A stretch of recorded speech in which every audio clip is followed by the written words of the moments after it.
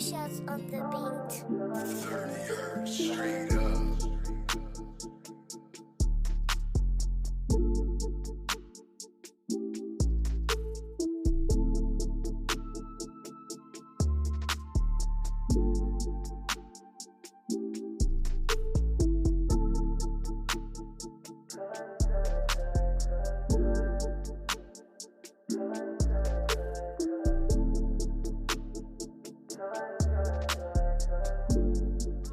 It says Georgia is a state in the southeastern region of the United States, bordered to the north by Tennessee, North Carolina, and to the northeast by South Carolina.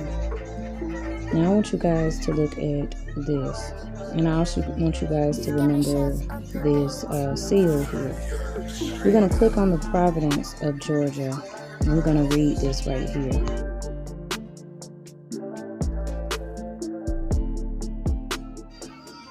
Okay, the province of Georgia, also known as Georgia Colony, was one of the southern colonies in British America. It was the last of the 13 original American colonies established by Great Britain.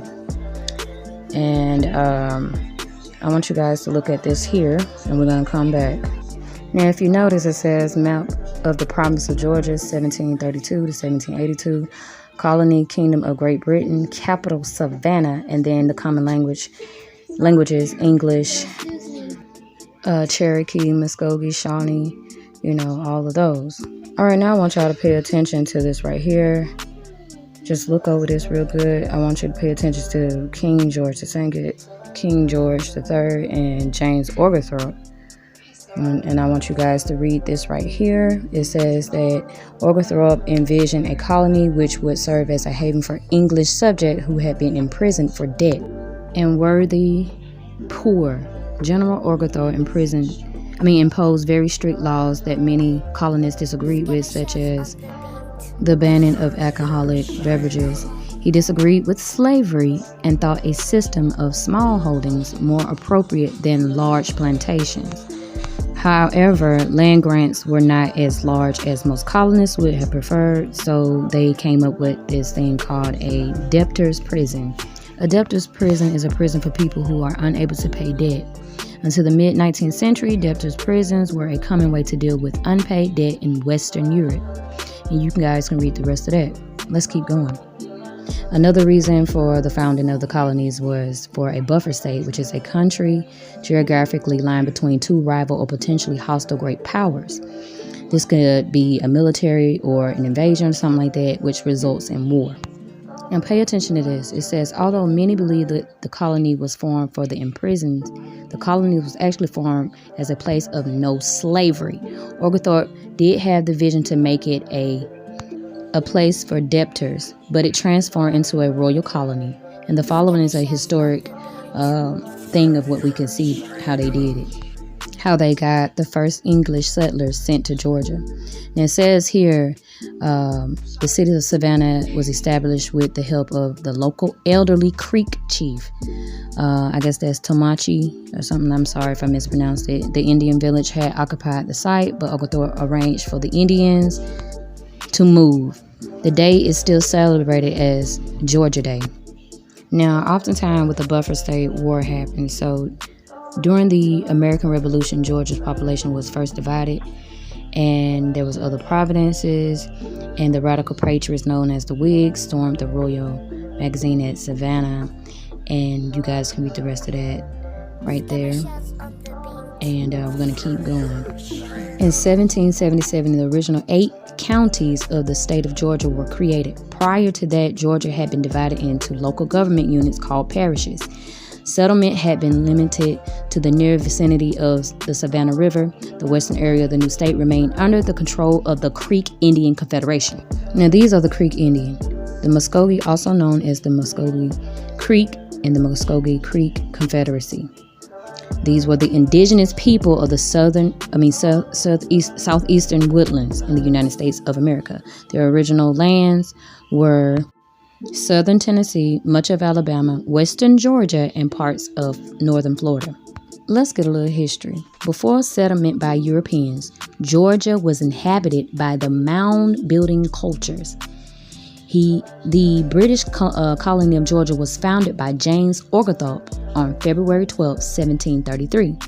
The colony was administered by the trustees for the establishment of the colony of Georgia in America under the charter issued by King George II. The trustees implemented an elaborated plan for the colony settlement known as the Oglethorpe Plan, which envisioned the society yeomen farmers and prohibited slavery. The colony was invaded by the Spanish in 1742 during the War of Jenkins' Ear, and after that the government failed to renew subsidies that helped support the colony. Now let's go back and review mound builders. It was a number of pre-Columbian cultures in North America, but refers to the characteristic mound earthworks which indigenous people erected for an extended period of more than 5,000 years. I'll let you guys read that and I'll be back.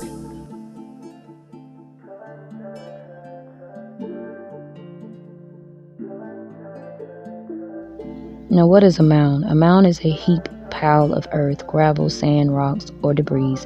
Most commonly, mounds are earthen formations such as a hill and mountains. In the next clip is just more things that mounds were for. There were a list of burial mounds in the United States during the Mississippian period, and also pyramids. And if you can see right here what the mounds were for, and I'll let you guys read over that.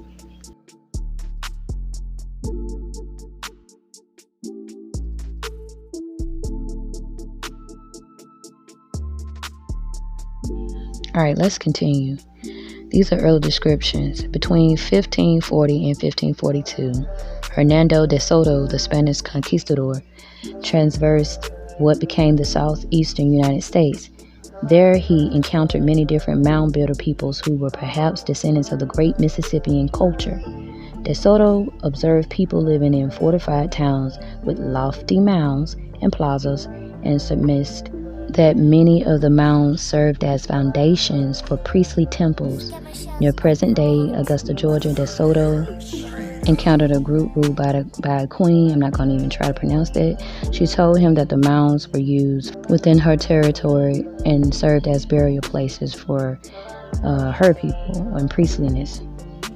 Now, after the Creek War, General Andrew Jackson forced the Muskogee Creek tribes to surrender land to the state of Georgia, including in the Treaty of Fort Jackson, surrendering 21 million acres in what now is southern Georgia and central Alabama, and the Treaty of Indian Springs. In 1829, gold was discovered in the North Georgia mountains, leading to the Georgia Gold Rush. An establishment of federal mint. The operation continued until 1861. The resulting influx of white settlers put pressure on the government to take land from the Cherokee Nation.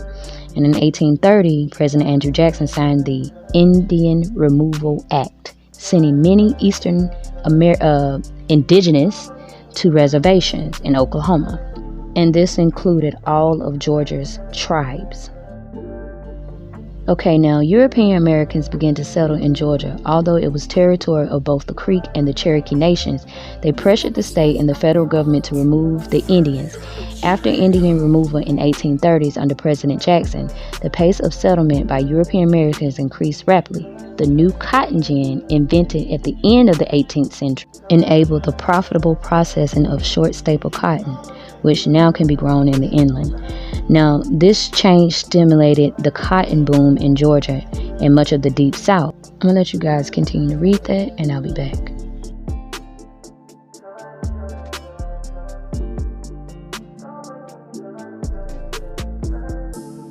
Okay, now we're going back to the place where I'm from. And I'm just going to show you guys this right here and let you guys read it, and I'll be back.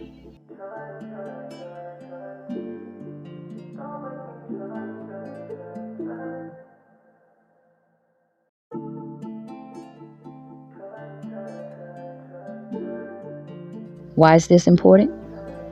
LaGrange is named after the country estate near Paris of the wife of Marquis de Lafayette.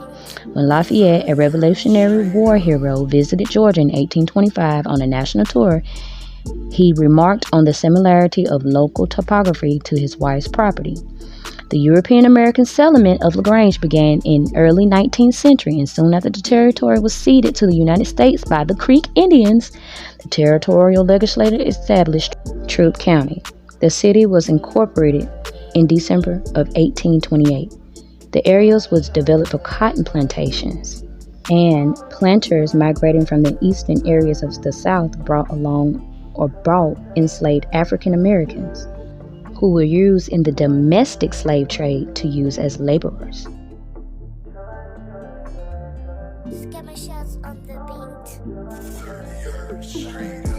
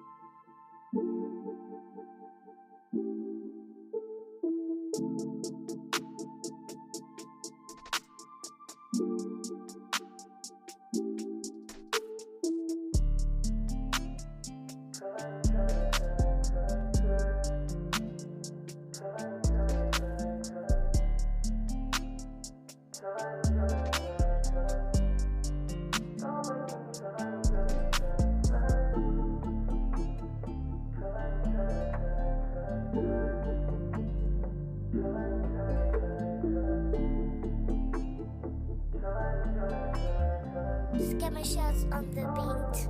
30 yards straight up.